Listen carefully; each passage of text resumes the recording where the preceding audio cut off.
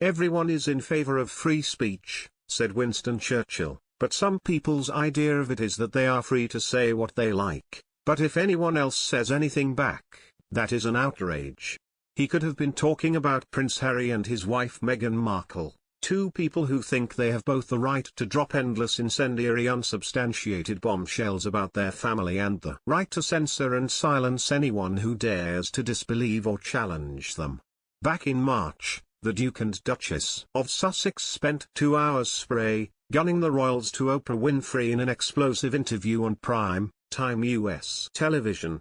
They claimed a member of the royal family had been racist about their son Archie, and that their little boy had been banned from being a prince because of his skin color.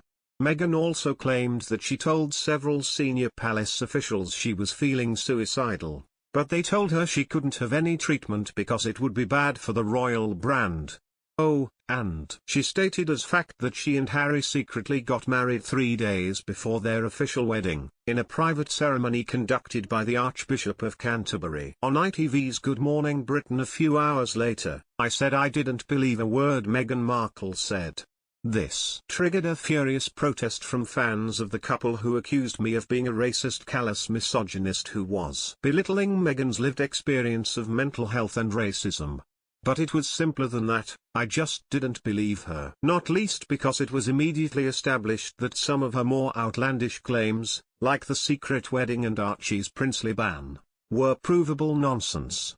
As the furore grew, a record number of 57,000 people, including Meghan Markle herself, complained about me to the UK TV government regulator Ofcom. ITV's chief executive, Dame Caroline McCall, responded by saying that she believed Meghan's mental health claims, and I was then told by my employers to either apologize for what I had said or leave the show with immediate effect. I decided to leave. As I explained in an article for the Mail on Sunday several weeks later, I wasn't going to apologize for disbelieving Meghan Markle, because the truth is that I don't believe Meghan Markle. And in a free democratic society, I should be allowed not to believe someone, and to say that I don't believe them. That, surely, is the very essence of freedom of speech. If I said I now believed Meghan, I would be lying to the audience, the very thing I've accused her of doing. Today, in a stunning verdict, Ofcom announced that they agreed with this argument, and rejected every single complaint against me.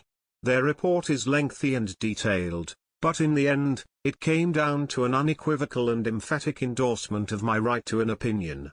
Ofcom is clear that, consistent with freedom of expression, Mr. Morgan was entitled to say he disbelieved the Duke and Duchess of Sussex's allegations, and to hold and express strong views that rigorously challenged their account, they declared, adding that their broadcasting code allows for individuals to express strongly held and robustly argued views, including those that are potentially harmful or highly offensive, and for broadcasters to include these in their programming. It concluded, the restriction of such views would, in our view, be an unwarranted and chilling restriction on freedom of expression both of the broadcaster and the audience. Chilling.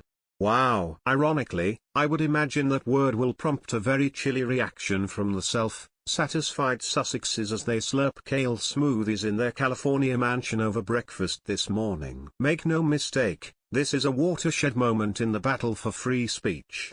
If Ofcom had found against me, that would have signalled the end of every UK TV journalist's right to express any honestly held opinion on air lest it upset the likes of Meghan Markle. The whole point of journalism is surely to question and challenge statements from public figures, particularly when no actual evidence is produced to support them. 5 months on from my sudden departure from GMB, at least 17 of Meghan and Harry's claims in the Oprah interview have now been shown to be false or disingenuous. The poor old Archbishop of Canterbury was even forced to publicly deny he'd conducted a secret marriage ceremony because that would have been a criminal offence and he might have been sent to prison for it.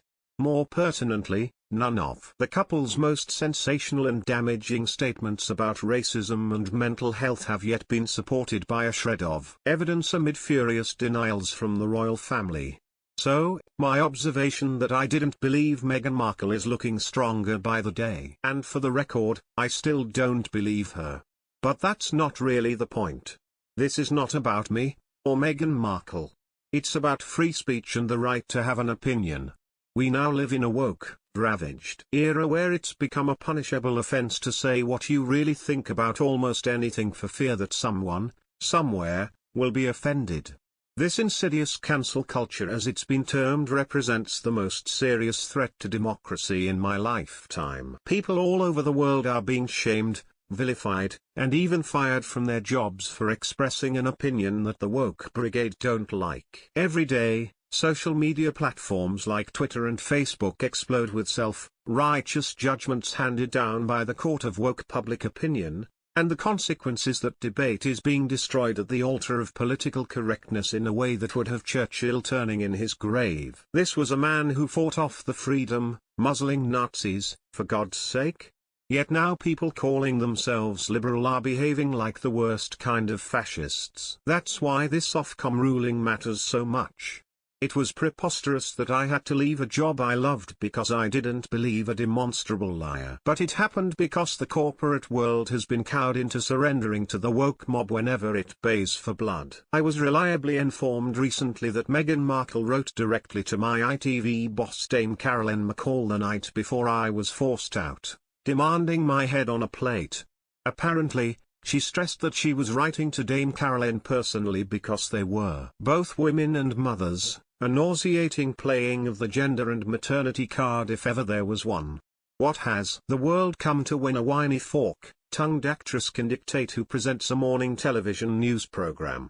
So yes, I'm obviously delighted that Ofcom has supported my right to disbelieve the Sussexes' lurid claims against the royal family, many of which have failed to stand up to even a scintilla of basic scrutiny of the kind that a woefully enabling Oprah should have conducted. This is a resounding victory for free speech and a resounding defeat for Princess Pinocchios. As Ofcom determined, to have restricted my right to disbelieve her and Harry would have been chilling. And when Meghan and Harry, whose unofficially authorized biography is titled Finding Freedom, lick their failed censorship wounds today, I suggest they heed the words of George Orwell: if liberty means anything at all, it means the right to tell people what they do not want to hear. Just one question remains: does this mean I get my job back?